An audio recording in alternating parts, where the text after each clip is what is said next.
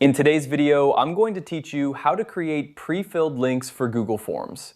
This process is incredibly useful when you need to send out forms with specific fields already filled in, saving time for the respondents and ensuring they have the right information on hand. So, let's dive in and explore how you can set this up. First, you'll want to navigate to your Google Forms. You can do this by opening Google Forms in your web browser and selecting the form you want to create a pre-filled link for. Once you have your form open, look towards the top right corner of the screen. Here, you'll find the familiar three-dot menu, which is located right next to your profile icon. Go ahead and click on that. In the drop-down menu that appears, you'll see an option labeled Pre-fill Form. Click on this, and Google Forms will open your form in a new tab or window, but this time it's in a pre-fill mode. This is where the magic happens. You'll now see your form with all its fields ready to be filled out. At this point, enter the information you want pre-filled for your users. You don't need to fill out the entire form, just the parts you want to have completed when your users open the link. Once you've filled in the desired fields, look down at the bottom of the form.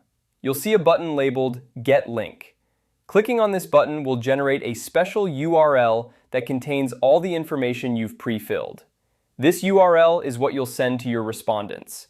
When they click on it, they'll see the form with the fields you filled out already completed. Now, a helpful tip: make sure you review the pre-filled form before you send out the link. Double check that all the fields are filled with the correct information and that no sensitive or incorrect data is being shared inadvertently. This is especially important if you're sharing the link with a large audience or via social media.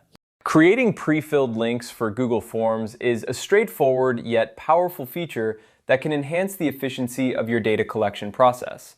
It not only saves time, but also reduces the chance of errors when participants fill out the form. Remember, once you've generated your link, you can copy it and share it with your audience through email, chat, or any other communication platform you prefer.